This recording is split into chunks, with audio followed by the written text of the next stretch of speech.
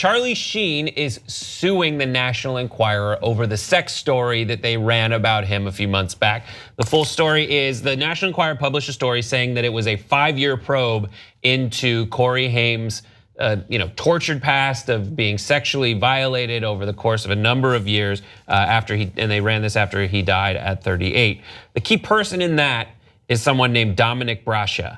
And Dominic was a character actor in like Friday the 13th, knew Corey from growing up, and it was quoted in that original story saying that Corey told him they smoked pot, had anal sex. Him and Haim said that after it happened, Sheen became very cold and rejected him. When Corey wanted to fool around again, Charlie was not interested. And the National Enquirer, they mentioned literally dozens of accounts, over a dozen accounts that match this kind of dynamic. Well, Charlie Sheen says that never happened, and he's suing them for defamation. People that he's naming in the lawsuit include Dylan Howard, who's an executive at the parent company of the National Enquirer, and Dominic Brascia. Another little wrench in the story is that Corey Haim's mom says that she does not believe Charlie Sheen molested her son at all, but rather says that the person who did is Dominic Brascia, the person who is the source in the National Enquirer story. There is a lot to this. What do you guys think? I mean, my first thing is that, these are obviously really heinous and disgusting allegations, but why would you go to the National Enquirer to get this story out? It seems like you could do it in a way, if this is something that that you believe happened, why would you go to the National Enquirer first? It doesn't seem like a logical first step to me. Being said, it doesn't necessarily, like, we don't know for sure if he didn't try other places first. It's just that this ended up running in the National Enquirer. So I mean, it seems like everything that's going on, somebody would have picked up that story, right? I mean, so that's so many sexual allegations and things happening. If there was a level of credibility to it, that's where I come from. But at the same time, you can't say that this never happened. These are extreme allegations. Obviously this kid had a really tortured past. So it's hard for me to say that this didn't happen, but it's hard for me to take National Enquirer seriously, basically. I thought the same thing. Yeah. I wonder if that's like the National Enquirer's defense when they get sued. It's like, come on guys, we're the National Enquirer. Probably is. Because they must get sued pretty frequently, I would think. They've got to. Yeah. I agree.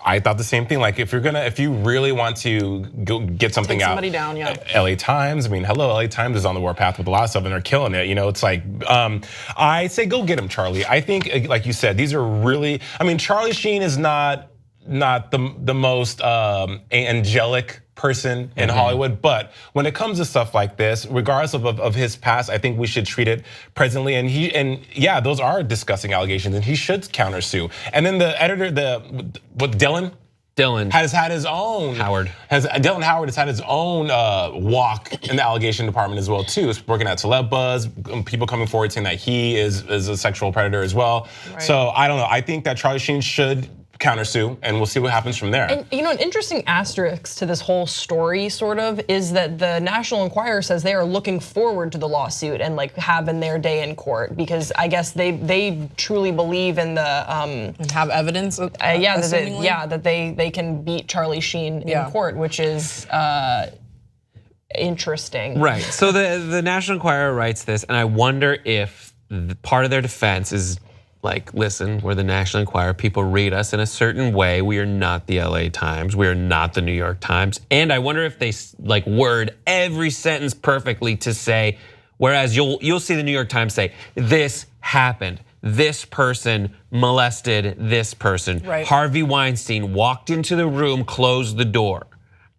Because we have enough evidence that we feel confident saying that this absolutely happened. I wonder if the National Enquirer just words everything right, where it's like allegedly, accordingly, maybe, and they just say we're reporting what people have told us.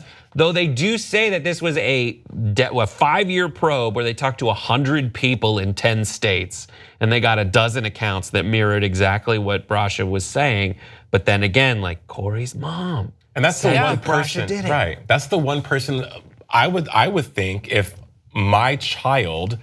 I wouldn't lie on my child. If my child had said that someone did something like that to me, I would believe it because that's my child. So if the victim's mother is saying, I'm not buying that. That stands for something, right? It does. I don't know, but I don't know Corey Haim's mom. I don't know it at all. I saw the interview that she did with Dr. Oz, but I didn't get any real vibes that she was making anything up. I do want to say something about like, you wanted this to have like the reason that I think you guys are saying that you want like it should have come up from the New York Times, the LA Times if there was credence. That's what we want to believe. We want to believe that like that, but we can't know for sure that the New York Times and the LA Times just didn't say whatever. The same way they said whatever to previous accounts of Harvey Weinstein. Right. Like the reason that silence breakers are the Times Person of the Year isn't necessarily because they didn't try.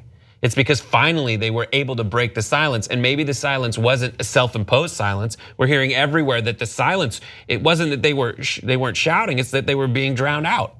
Yeah. And so that's a good point. So I don't know. I want to have faith that. Well, and also, I mean, it brings to mind the Gawker in 2012 was talking about Louis C.K.'s misconduct, and a lot of people when the Louis C.K. story broke were saying like, hey, what the hell? Gawker was talking about this. You guys didn't take them seriously. So it is fair to bring up, should we question what outlet is publishing it if they are saying that they did this huge probe? It's tricky because I've read some like crazy, absolutely untrue stories in the National Enquirer about like a grandmother who is half a sheep or something like crazy shit like that. Yeah. So it's right. And then I'm like, which one's the National Enquirer? Is it the sheep one or is it the bat baby one? It's not. Yeah. I don't think it's crazy to question the National Enquirer, given what you just said, their history of being totally erroneous. Also, time for the after record, time I don't know if the sheep grandma is a national. I mean, right, like, is that the weekly surprised world if it news? was basically. But yeah, look, but sure. And in the defense of Charlie Sheen,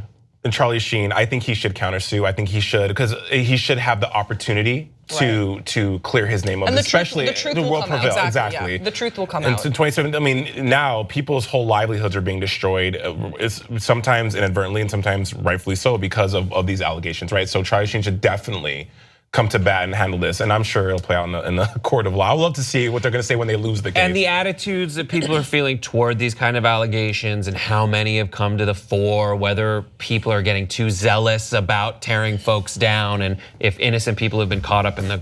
We have another video that we're going to be doing about a certain product that's on the market right now that really encapsulates all that.